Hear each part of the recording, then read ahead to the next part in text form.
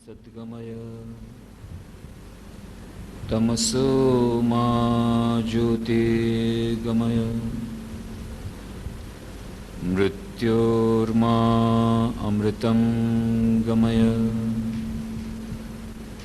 ઓમ શાંતિ શાંતિ શાંતિ.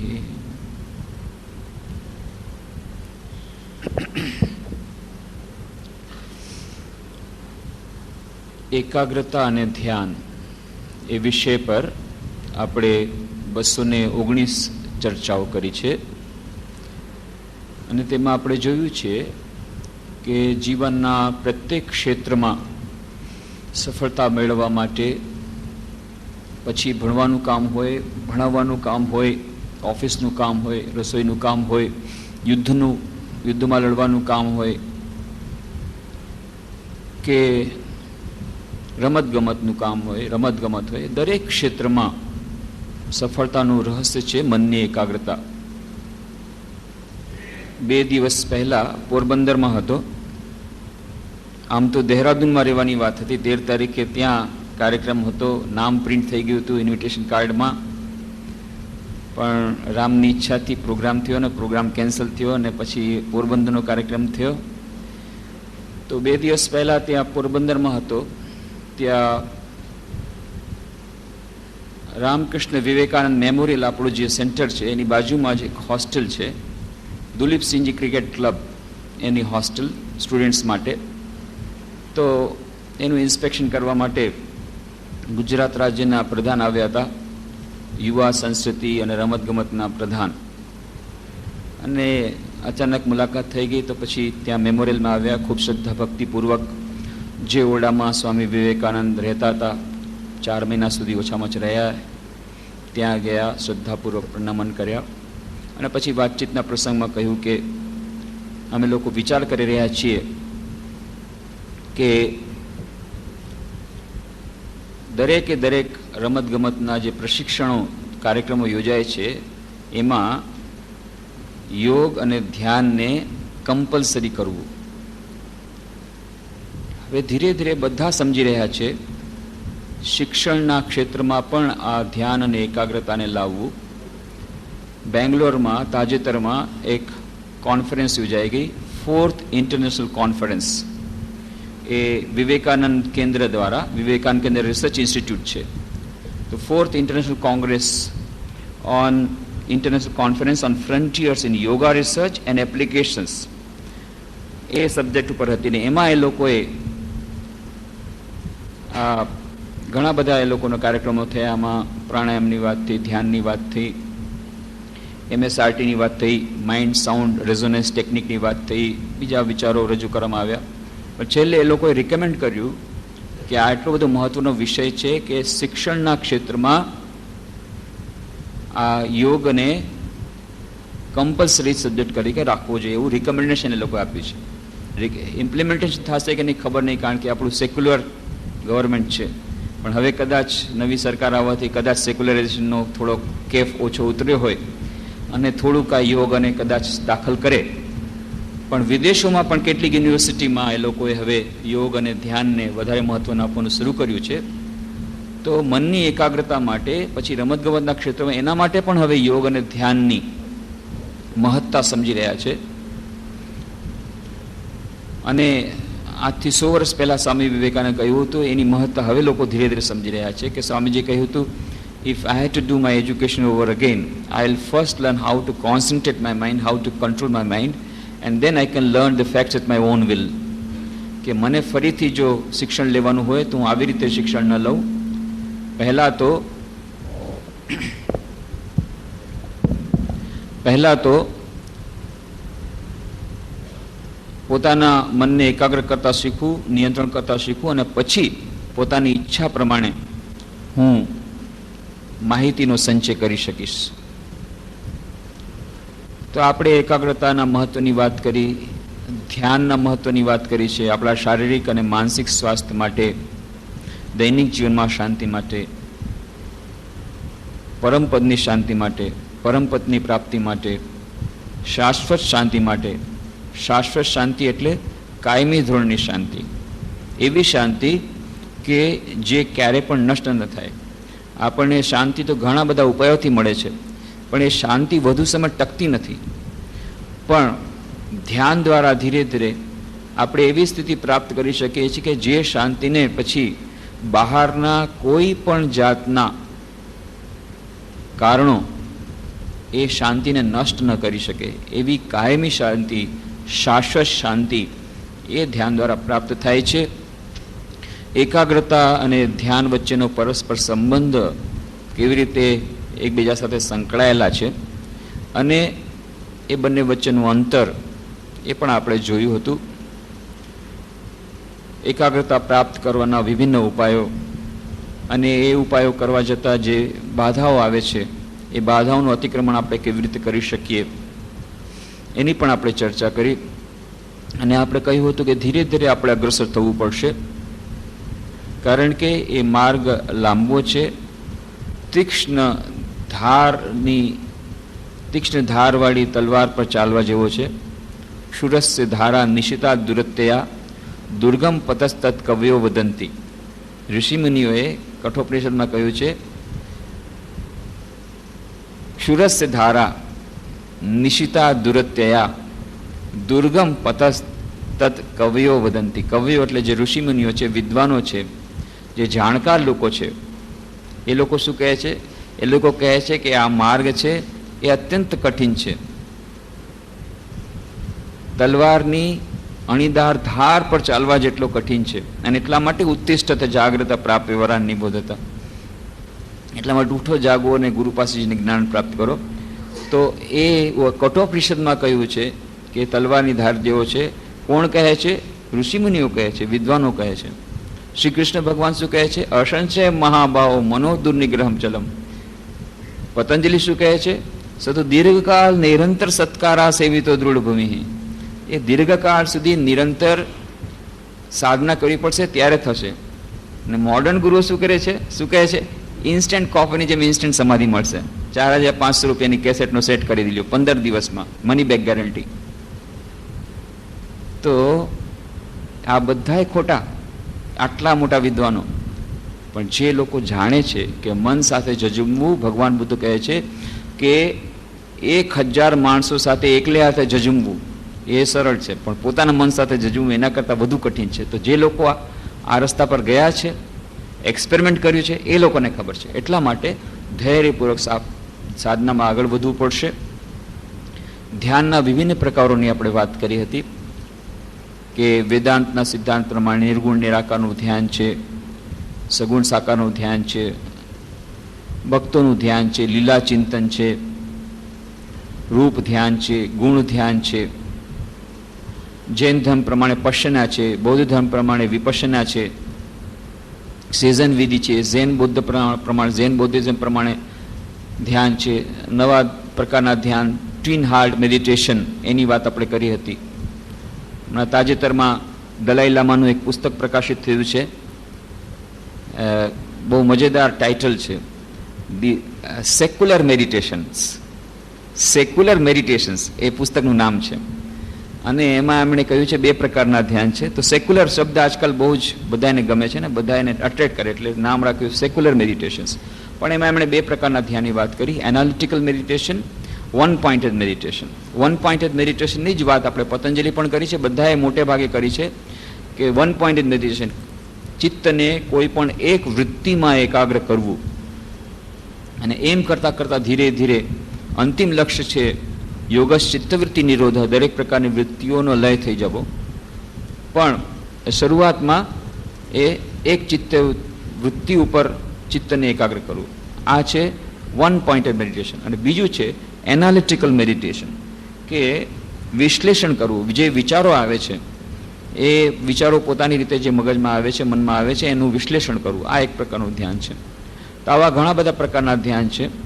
અને પછી એ બધાની થોડી થોડી આપણે ચર્ચા કરી છે, બધાની વિસ્તૃત ચર્ચા સુધી નથી કરી.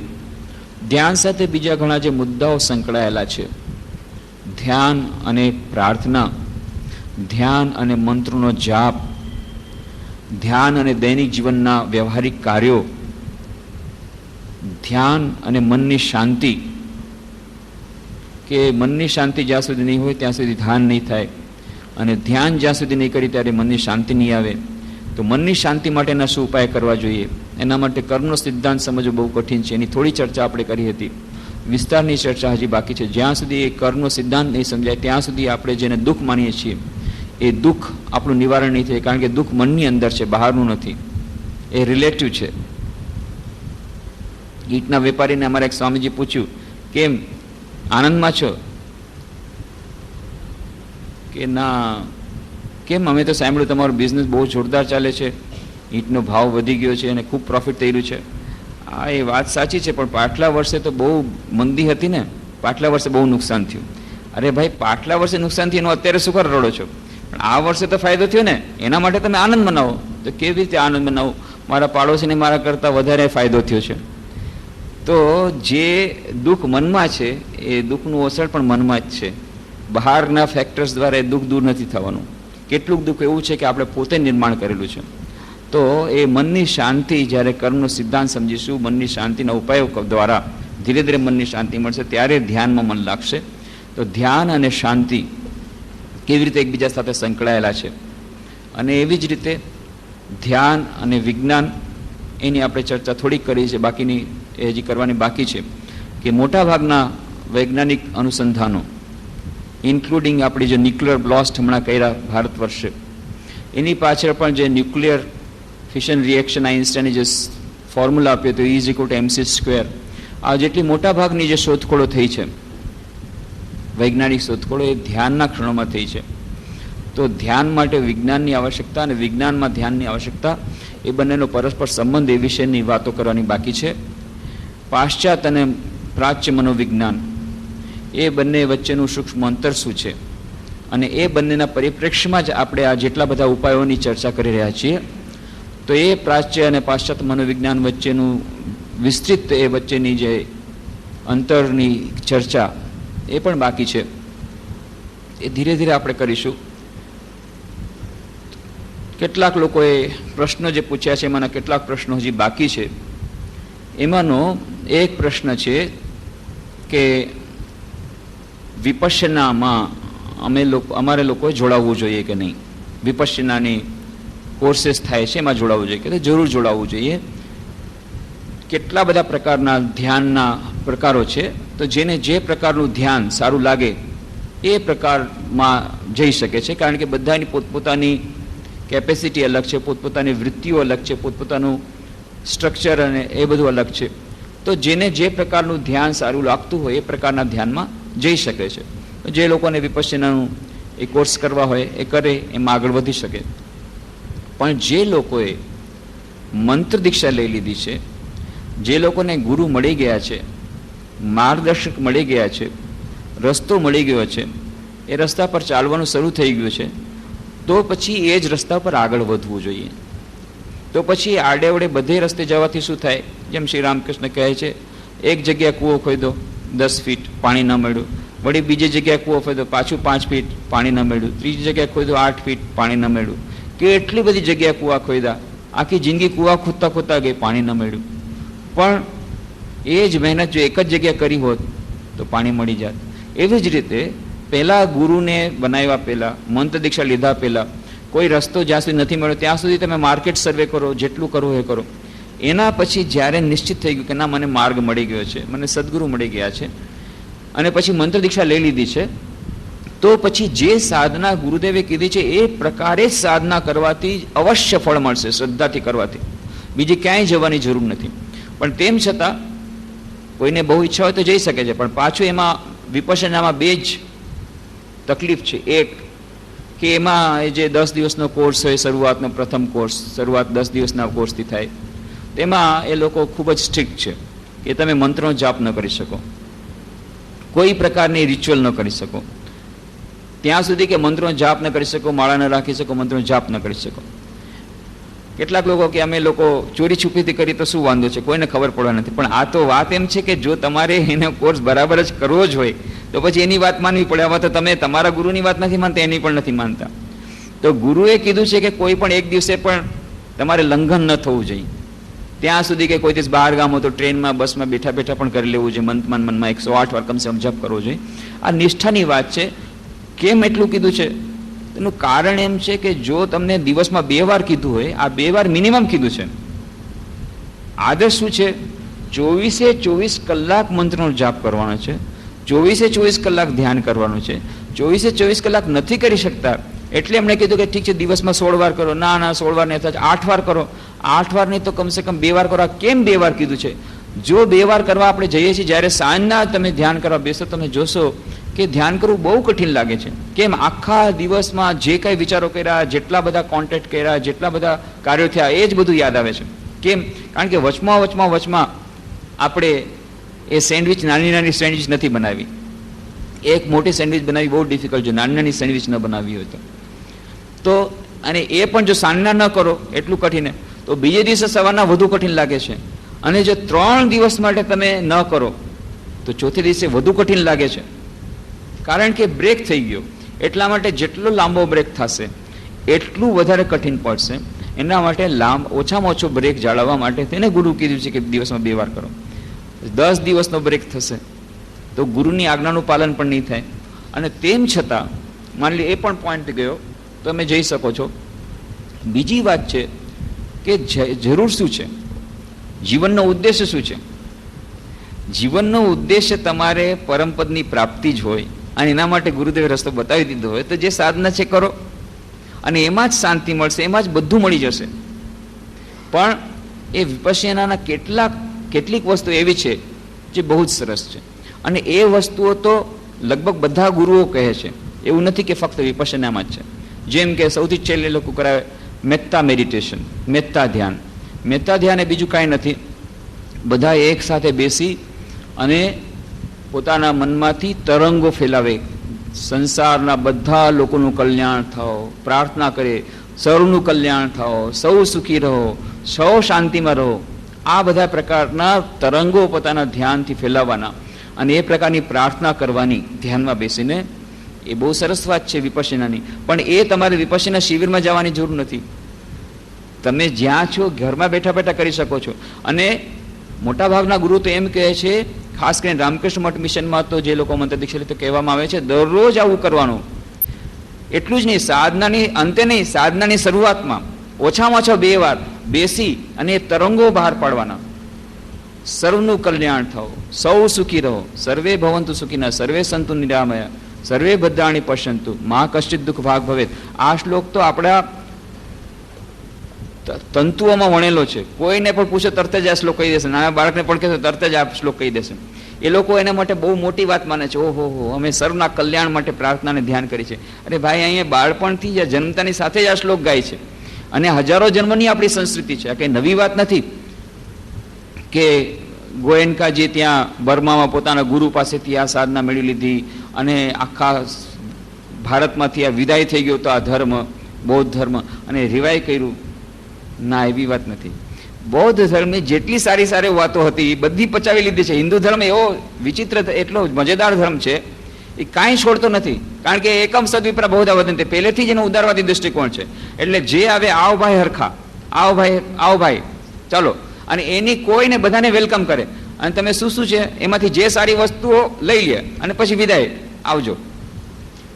તો બૌદ્ધ ધર્મની સારી સારી વસ્તુ લીધા પછી વિદાય આપી છે, એમને નથી વિદાય આપી. તો જે વસ્તુને આપણે ભૂલી ગયા છે એવું નથી, એ બૌદ્ધ ધર્મની વિપશ્યનાની નથી ભૂલી ગયા. એની જે સારી વસ્તુઓ હતી એ બધા હિન્દુ ધર્મમાં જ વણી લીધી છે. અને તમે જોજો કે મોટા ભાગના ગુરુઓ શરૂઆતમાં, સાધનાની શરૂઆતમાં જ આ શીખડાવે છે. અને આ તો બૌદ્ધ ધર્મની દેન નથી. હિન્દુ ધર્મમાં વેદોમાં એ પ્રાર્થના જ રહેલી છે કે સર્વનું કલ્યાણ થાઓ, બધાયનું કલ્યાણ થાઓ, સર્વ સુખી રહો. અને એનું કારણ ક્યાંય નથી આપતા, પણ એનું કારણ આપે છે સ્વામી વિવેકાનંદ રાજયોગના ગ્રંથમાં. અને એમાં કહે છે કે સાધનાના શરૂઆતમાં સૌથી પહેલા આસનમાં બેસી, તમને જે આસન લાગતું હોય બેસી અને સૌથી પહેલા તો પ્રાર્થના કરો, સર્વનું કલ્યાણ થાઓ, સૌ સુખી રહો, સૌ શાંતિમાં રહો. અને આવી જાતના તરંગો પૂર્વ, પશ્ચિમ, ઉત્તર, દક્ષિણ બધી દિશામાં પ્રવાહિત કરો. કેમ ભાઈ? શું કરવા? મારે એ બધું શું કરવા? ઝંઝટનું કામ. મારે મારી શાંતિ જોઈએ છે, મને મારું સુખ જોઈએ છે, મને મારી મુક્તિ જોઈએ છે. મને મારું નિર્વાણ જોઈએ છે, અને શું કરવા આવું કરું? કોઈ એમ પૂછી શકે છે. તો સ્વામી વિવેકાનંદ ઉત્તર આપે છે કે લાંબે ગાળે તમને સમજાશે, અત્યારે નહીં સમજાય. ધીરે ધીરે ધીરે જેમ સાધના કરશો, સાધનાનું અંતિમ ધ્યેય જ્યારે સમજશો, લાંબે ગાળે ત્યારે ખબર પડશે કે આપણને પોતાને સુખી બનાવવાનો ઉત્તમમાં ઉત્તમ રસ્તો છે બીજા સુખી થાય એના માટેનો પ્રયત્નો કરવા. આપણને પોતાને શાંતિ પ્રાપ્ત કરવાનો સરળતમ ઉપાય છે બીજાઓને શાંતિ મળે એની પ્રાર્થના કરીને એના ઉપાયો કરવા. અત્યારે નહીં સમજાય, લાંબે ગાળે સમજાશે. કેમ? એટલા માટે જો કુછ હૈ સો તું હી હૈ. આપણે એ અલગ નથી, આખું વિશ્વ એકબીજાથી સંકળાયેલું છે. It is a holistic universe. વિજ્ઞાન જે વાત કરે છે, હવે એને પુરવાર કરી દીધું છે. જે વાત ઈશાવાસ્યમ ઇદમ સર્વમની વાત આજે વિજ્ઞાને પણ પુરવાર કરી દીધી કે it is a holistic universe. આખું વિશ્વ એકબીજા સંકળાયેલું છે. અને જ્યારે હું બીજા માટે પ્રાર્થના કરું છું, બીજા માટે શાંતિ માટે પ્રાર્થના કરું છું, બીજાના સુખ માટેની પ્રાર્થના કરું છું, ત્યારે શું થાય છે? એટલી વાર સુધી હું મારા પોતાના જે બદમાશ અહંકારને ભૂલી જાઉં છું. અને આપણા દુઃખનું, બધા દુઃખોનું મૂળ એક જ છે, આ બદમાશ અહંકાર. શ્રી રામકૃષ્ણ કહે છે, આમી આમાર મોરીલે ઘૂચીબે જંજાલ. હું અને મારું જે વખતે મોત થશે તે દિવસે બસ બધી જંજાળ મુક્ત થશે અને ખરેખર અર્થમાં મુક્ત થશે. આ મુક્તિ ક્યાંથી પ્રાપ્ત કરવાની છે? પોતાના અહંકારની, પોતાના સ્વાર્થ પ્રેરણાની. જે વ્યક્તિ કહે છે હું પહેલા ભક્તિ પ્રાપ્ત કરીશ, હું પહેલા ધ્યાન કરીશ, હું ધ્યાનમાં આગળ વધી જઈશ, હું સાધનામાં આગળ વધી જઈશ, હું પહેલા મુક્તિ પ્રાપ્ત કરીશ, હું સૌથી પહેલા નિર્વાણ પ્રાપ્ત કરીશ, એ જ્યાં સુધી આ હું છે ત્યાં સુધી આગળ નહીં વધી શકે.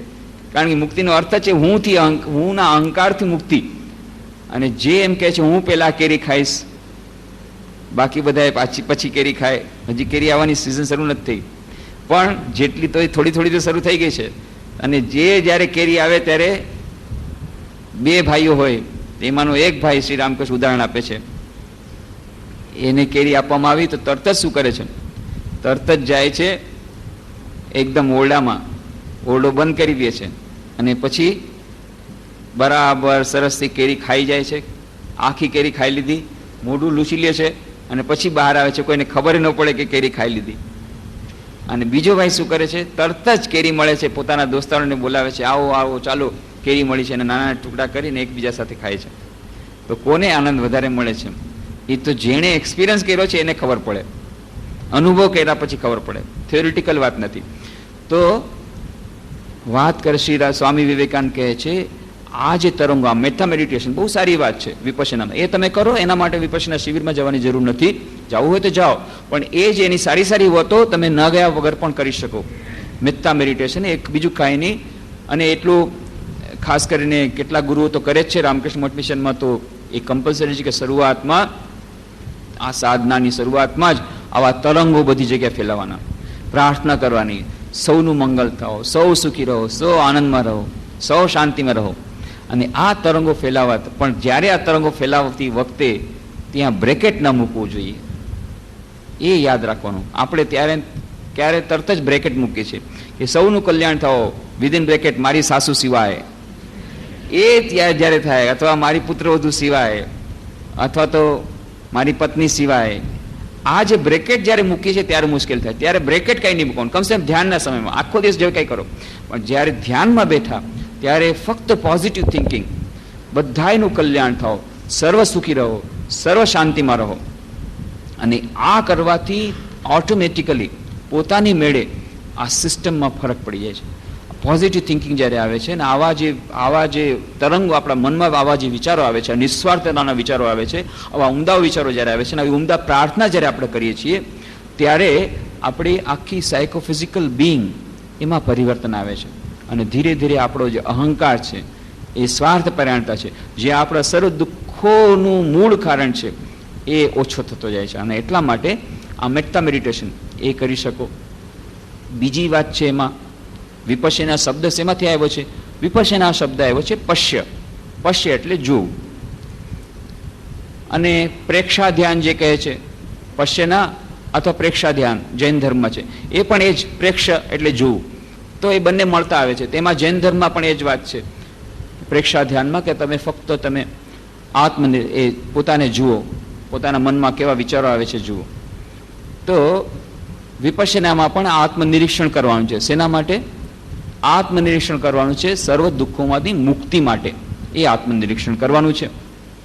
પોતાના મનને જોવાનું છે, વોચ કરવાનું છે કે મનમાં કેવા કેવા વિચારો આવે છે.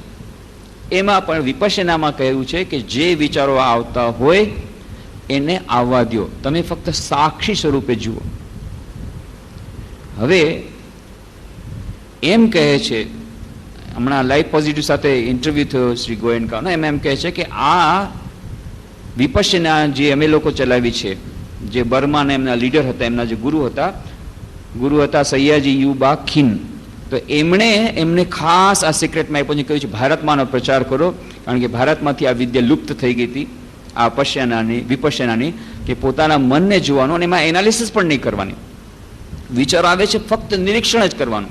જે વિચારો આવે છે આવતા દો, ગમે એવા વિચારો આવે એને જોતા રહ્યો અને એને જવા દો, પણ એના ઉપરનું એનાલિસિસ ન કરો. આનું નામ છે વિપશ્યના. પહેલા પોતાના અંદરની જે શ્વાસ ચાલે છે એ શ્વાસ, પછી ફિઝિકલ જે પાર્ટિકલ્સ એના ઉપર, અને પછી ધીરે ધીરે મનના વિચારો, પણ એમાં તમે સાક્ષી રૂપે જોવાનું છે, એનું એનાલિસિસ કરવાનું નથી.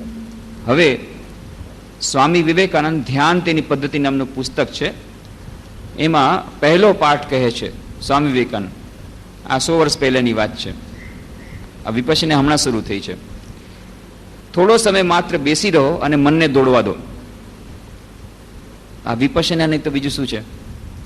થોડો સમય માત્ર બેસી રહો અને મનને દોડવા દો. અને આવી જાતનું ધ્યાન જે ગુરુદેવે કહ્યું છે તમને, એ ગુરુદેવના ધ્યાન જે ધ્યાનની પદ્ધતિ બતાવી, એમાં થોડુંક આ ધ્યાન તમે ઉમેરી શકો, કારણ કે સ્વામી વિવેકાનંદે પોતે કીધેલું છે, એમાં કાંઈ વાંધો નથી. તો વિપશ્યના શિબિરમાં ન ગયા સિવાય પણ આજે 2-3 વસ્તુ સારી છે, મેટા મેડિટેશન, અથવા આ રીતે પોતાના મનને નિરીક્ષણ કરવું, આત્મનિરીક્ષણ કરવું, એમાં કોઈ ના નથી. કહે છે થોડો સમય માત્ર બેસી રહો અને મનને દોડવા દો.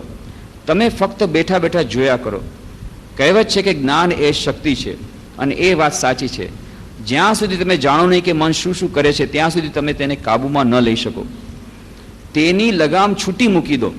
મનમાં અનેક ઘૃણાજનક વિચારો આવશે. એ જોઈને તમને આશ્ચર્ય થશે કે તમને આવા વિચારો આવ્યા, પણ તમને જણાશે કે દિવસે દિવસે મનના ઉછાળા ઓછા ને ઓછા થતા જાય છે. દિવસે દિવસે તે વધુ ને વધુ શાંત થતું આવે છે. એટલે આ એક મોટી વાત છે. આપણા અચેતન મનમાં હજારો જન્મા સંસ્કાર છે. જ્યારે આપણે આ પ્રમાણે નિરીક્ષણ શરૂ કરીએ છીએ ત્યારે આ બધા વિચારો આવે છે, ઘૃણાજનક વિચારો આવે છે. આપણને થાય છે અરે આ તો બહુ ખરાબ હાલત થઈ ગઈ, આના કરતાં ધ્યાન ન કર્યું સારું હતું, પણ ના, આ મનને વલોવવાથી આ બધા વિચારો આવે છે. પણ ધીરે ધીરે ધીરે ધીરે એ પ્યુરિફિકેશન પ્રોસેસ. તો ખરેખર વિપશ્યના બીજું કાંઈ નથી, એ પ્યુરિફિકેશન પ્રોસેસ છે, ચિત્ત શુદ્ધિની પ્રક્રિયા છે. પણ સ્વામી વિવેકાનંદ શ્રી રામકૃષ્ણ શું કહે છે, આ ચિત્ત શુદ્ધિની પ્રક્રિયા ફક્ત વિપશ્યના વિધિ દ્વારા કરવાથી શું થશે? બધાએ એનું રિએક્શન સહન નથી કરી શકતા, એનું રિએક્શન આવે છે. જ્યારે ચિત્તની અંદરના બધાય સંસ્કારોને વલોવવાનું શરૂ થાય છે. કેટલાય લોકો વિપશ્યના શિબિરમાં, કેટલાયને ખૂબ ફાયદો પણ થયો, પણ જે લોકો હાઈ ડિગ્રીમાં જાય છે એ લોકો નથી સહન કરી શકતા. કેટલાક લોકો અર્ધ વિક્ષિપ્ત જેવી અવસ્થા થઈ જાય છે, ક્રોધને કંટ્રોલ નથી કરી શકતા, કેટલાકને વોમિટિંગ થાય, હેડેક થાય, અસાધ્ય માથાની બીમારી થઈ જાય છે. આ એના રિએક્શન છે. કેમ થયા? એમાં વિપશ્યનાનો કોઈ વાંક નથી. વાંક એ છે આપણો પોતાનો. આપણે જ્યાં સુધી ચિત્ત શુદ્ધિ કરીને આપણું મન શુદ્ધ નથી થયું, અને એ અશુદ્ધ મન દ્વારા જ્યારે આપણે આ વિપશ્યના કરવા જઈએ છીએ ત્યારે આ રિએક્શન આવે છે. તો એટલા માટે શ્રી રામકૃષ્ણ સ્વામી વિવેકાનંદ શું કહે છે, ચિત્ત શુદ્ધિની એક પ્રક્રિયા છે વિપશ્યના, એ પણ કરો, વાંધો નહીં, શરૂઆત કરી દો, પણ ઓછા સમયમાં. પહેલા 5 મિનિટ 10 મિનિટથી શરૂઆત કરો. સાથે સાથે ચિત્ત શુદ્ધિના જે બીજા ઉપાયો છે એને પણ સાથે લાવો. સૌથી શ્રેષ્ઠ ઉપાય છે બીજાની સેવા કરવી.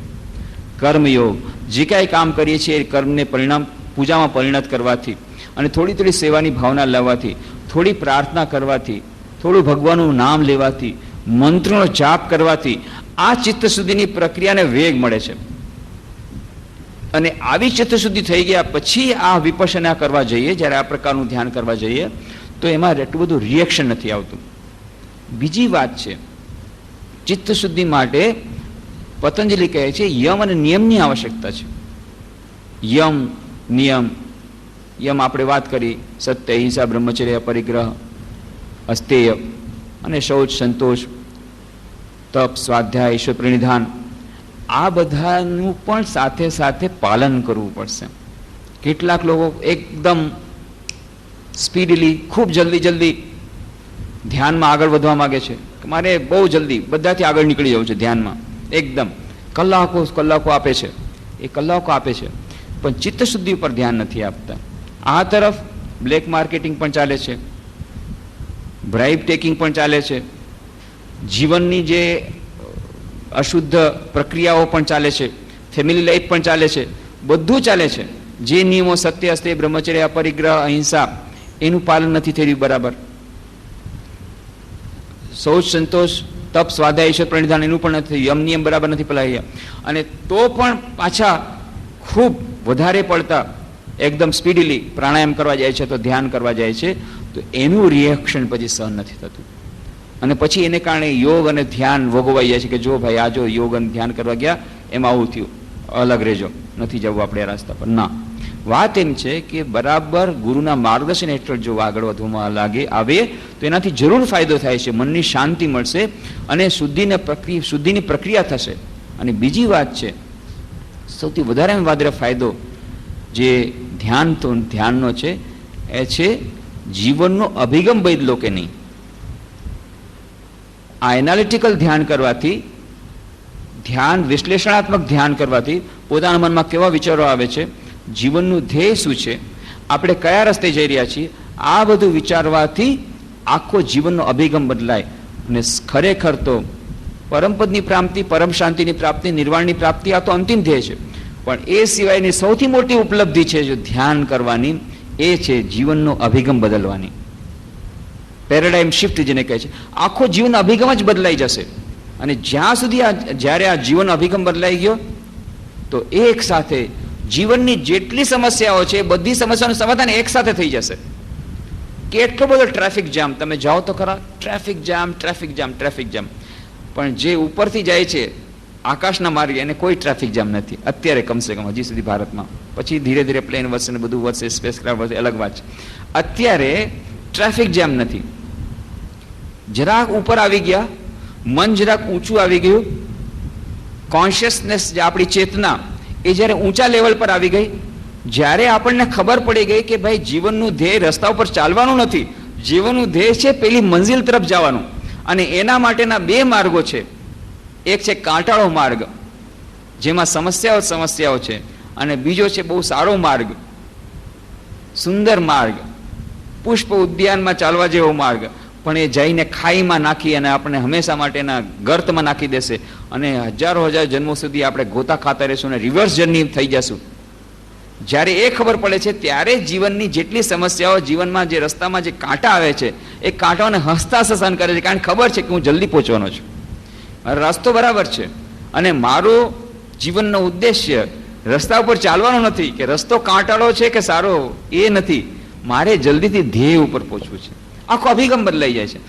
જીવનની જેટલી સમસ્યાઓ, એ સમસ્યાઓનું સમાધાન પોતાની મેળે થઈ જાય છે. કેમ? કારણ કે પછી સમસ્યાઓ નથી લાગતી. પ્લેનમાં તમે જાઓ, આ મલ્ટી સ્ટોરી બિલ્ડિંગ તમારી સામે આટલી ઊંચી દેખાય છે, અહીંયાથી આવડી નાની દેખાય છે, આપણે એમ લાગે અહીંયા આમ ઊંચું જોવું પડે, પણ જ્યારે પ્લેનથી જોવો તો આવડી નાની બિલ્ડિંગ.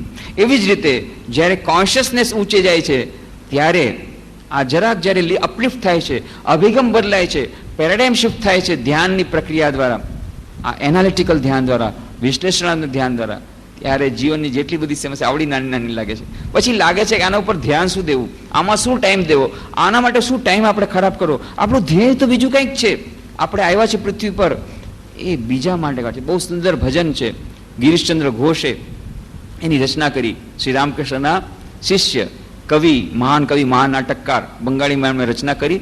એ ગીત શ્રી રામકૃષ્ણ ખૂબ જ પ્રિય, સ્વામી વિવેકાનંદ ખૂબ પ્રિય, અને એ સ્વામી વિવેકાનંદ એ ભજન હંમેશા ગાતા. ગિરીશચંદ્ર ઘોષનું નિર્માણ એ ગીત છે. જુડાઈ તે ચાય કોથાય જુડાઈ, કોતા હોતે આશી કોથા ભેસે જાય, કે આશો ચેતન ભૂલાયો નાર ઘુમાયો નાર. કે હું શાંતિ ચાહું છું પણ શાંતિ પ્રાપ્ત કરી શકતો નથી. એ ભગવાન બુદ્ધના જીવન પર આધારિત આ ગીત છે.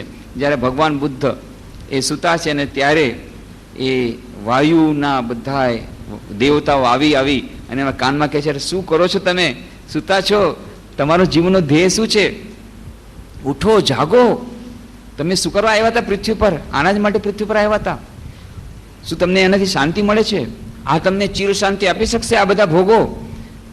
અને ત્યારે એ ચેતના જાગૃત થાય છે. અને એના પછી એ માત્ર 3 ને કે 4 દૃશ્યો જોયા અને જીવનનો આખો અભિગમ બદલાઈ ગયો. આપણે એ દૃશ્યો લગભગ દરરોજ જોઈએ છીએ, પણ નથી થતું. કેમ? કારણ કે આપણે મનન નથી કરતા, એ ધ્યાન નથી કરતા. વિશ્લેષણાત્મક ધ્યાન, એનાલિટિકલ મેડિટેશન એના ઉપર નથી થતું. શ્રી રામકૃષ્ણ જ્યોતના મેન અંકમાં આપ્યું છે, એક હસ્તી એક અસ્તિત્વમાં ભગવાન બુદ્ધ અને સ્વામી વિવેકાનંદના જીવનની વચ્ચેની સામ્યતા. એમાં આ બધી ઘટનાઓ આપે છે કે કેવી રીતે ભગવાન બુદ્ધ, સ્વામી વિવેકાનંદ નાનપણથી જ ધ્યાન સિદ્ધ હતા. અને આ ભગવાન બુદ્ધના જીવનથી સ્વામી વિવેકાનંદને પણ ઘણી પ્રેરણા મળી હતી. માત્ર 3 કે 4 દૃશ્યો, પણ એના ઉપર ભગવાન બુદ્ધે ધ્યાન કર્યું. અને પછી એમને લાગ્યું કે નહીં, હું ક્યાં જઈ રહ્યો છું. એ મેના અંકથી બીજો એક લેખ શરૂ થયો છે, સ્વામી સત્યરૂપાનંદજીનો જીવન એક યાત્રા. બહુ સુંદર લેખ છે કે આપણે આ બધા યાત્રા કરી રહ્યા છીએ. ધ્યાન દ્વારા આપણને ખબર પડશે કે આ યાત્રામાં આપણે જવાનું છે ક્યાં, અત્યારે આપણે ક્યાં ઊભા છીએ, કઈ દિશામાં જવાનું છે. રિવર્સ જર્નીમાં તો નથી જઈ રહ્યા ને, બહુ સ્પીડમાં જઈ રહ્યા છે, ગાડી બહુ સ્પીડમાં જઈ રહી છે આપણી, પણ કઈ તરફ જઈ રહ્યા છે? આપણી દિશામાં તો નથી જઈ રહ્યા ને.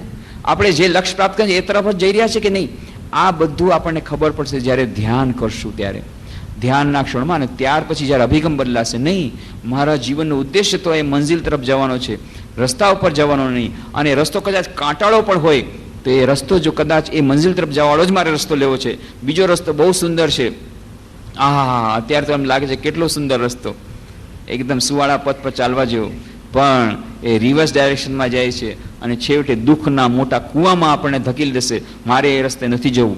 આ બધી વાતો ધ્યાનના ક્ષણોમાં પ્રાપ્ત થાય છે. જીવનનો જ્યારે અભિગમ બદલાઈ જાય છે, પેરાડાઇમ શિફ્ટ થાય છે. 3 જ ઘટનાઓ, પણ કારણ કે ભગવાન બુદ્ધે ધ્યાન કર્યું. કેટલી બધી એને તકેદારી રાખવી પડતી હતી. આપણને તો કોઈ વાંધો જ નથી, આપણે જ્યારે રસ્તા પર જઈએ આ દૃશ્યો મળશે. કોઈ આપણને આપણા પિતાશ્રીએ ભાગ્યથી, સૌભાગ્યથી એવી કોઈ જાતની વ્યવસ્થા નથી કરી કે નહીં તમે ઘરની બહાર નહીં નીકળી શકો, 3 જાતના તમારા માટે મહેલ હશે અને ખૂબ મોજ શોખના સાધન હશે અને તમને સુંદરમાં સુંદર પત્ની, સુંદર બાળક, સુંદર નર્તકીઓ, સુંદર બધા ભોગના સાધનો, સુંદર રાજમહેલ, પણ અંદર ને અંદર રહેવાનું, બહારની દુનિયા નહીં જોવાની. આવી જાતનું રિસ્ટ્રિક્શન આપણા કોઈના ઉપર નથી જેટલા અહીંયા બેઠા છીએ. કેટલા ભાગ્યશાળી છીએ.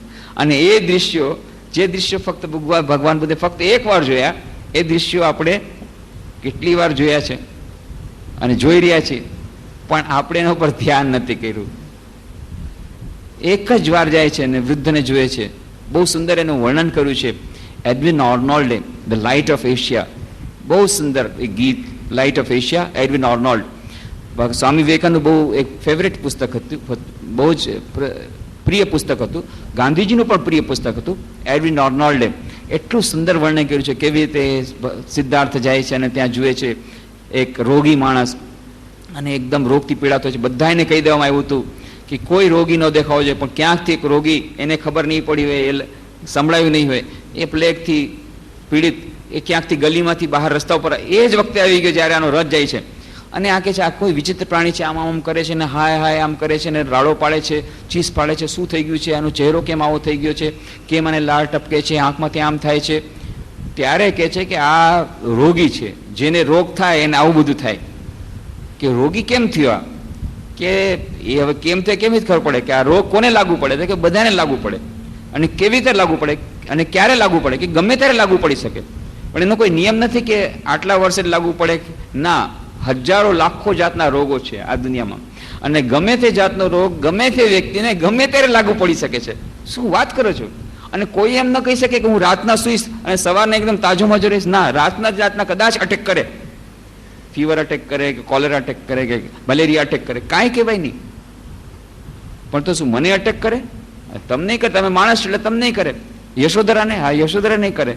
આ નર્તકીઓ અમારે ત્યાં આવે છે બધાયને, મારા પિતા શુદ્ધ બધાયને, કોઈ પણ વ્યક્તિ એને આ અટેક કરી શકે કે ચાલો ચાલો ચાલો પાછા ચાલો.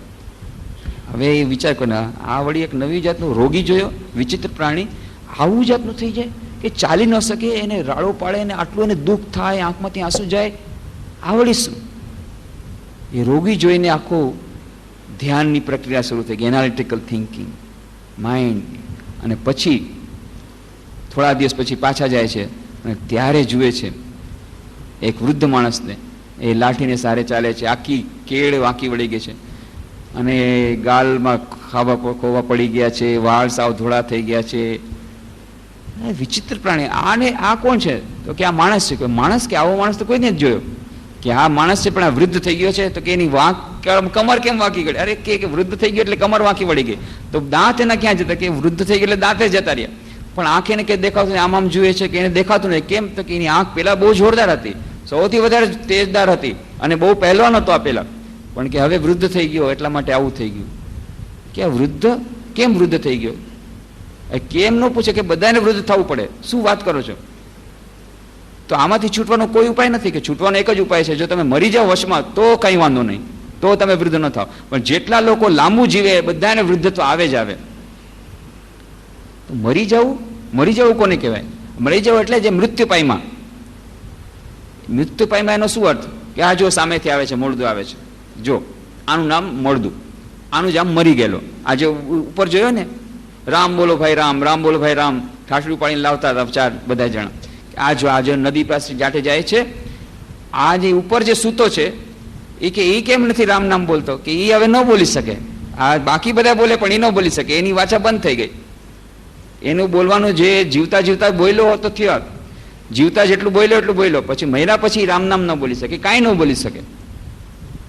અને ત્યાં તો એણે જે સિદ્ધાર્થે જોયું કે આને નીચે ઉતાર, કે આનું નામ મરેલો છે, એ બોલી ન શકે. આવી રીતે જો મરી જાઓ તમે યુવાવસ્થામાં તો તમને વૃદ્ધાવસ્થા ન આવે. બાકી જો તમે જીવતા રહ્યા વધારે લાંબા વર્ષ સુધી તો વૃદ્ધાવસ્થા આવશે જ આવશે. મને આવશે કે હા તમને આવશે. પણ યશોધરા મારી આટલી સુંદર પત્ની એ વૃદ્ધ થશે કે હા શું વાત કરો છો? એના વાળ ધોળા થઈ જશે. હા એના વાળ ધોળા થશે, પણ એ તો મને બહુ ગમે છે એના વાળ, એ ગમે એટલા ગમતા પણ એ વાળ ધોળા થશે. પણ યશોધરા આટલી સુંદર, એની બધી સુંદરતા વહી જશે. હા સુંદરતા વહી જશે. આ નર્તકીઓ આટલી સુંદર સુંદર આવે, બધી ખતમ થઈ જાય, બધા વૃદ્ધ થશે, બધી ડોશીમાઓ થશે. શું વાત કરી? બધી ડોશીમાં થઈ જશે. આટલી સુંદર દેખાય, બધી ડોશીમાં થઈ જશે. અને એના માટે ઉપાય એકમાત્ર છે કે જો વચમાં મરી જાય તો થાય, અને મરી જાય તો આવી અવસ્થા થાય. અને ત્યાં તો પછી આ લોકો ઠાઠી મૂકી નદીના કાંઠે અને આગ લગાડી. અરે જો આગ લગાડે છે કે તમે ચિંતા નહીં કરો, ઉપર આ જે ઠાઠડીમાં બેઠો માણસ કાંઈ રાડો પાડવાનો નથી, કારણ કે એને આગ લાગવાની નથી. પણ એને દુઃખ નહીં થાય કે મને તો જરાક આગ લાગે ને એકદમ મને કેવું થાય કે તમને થાય કે તમે જીવતા છો એટલે, આ મરેલા ન થાય. હજુ હમણાં બધું પતી જશે. અને 2 કલાક બધું પતી ગયું. આવડી નાનકડી રાખ બસ. Is this the end which comes to all? This is the end which comes to all. Quoth Channa, he upon the pyre whose remnants are so petty that the cause craw hungrily and quit the fruitless feast, ate, drank, loved, lived life, liked life well.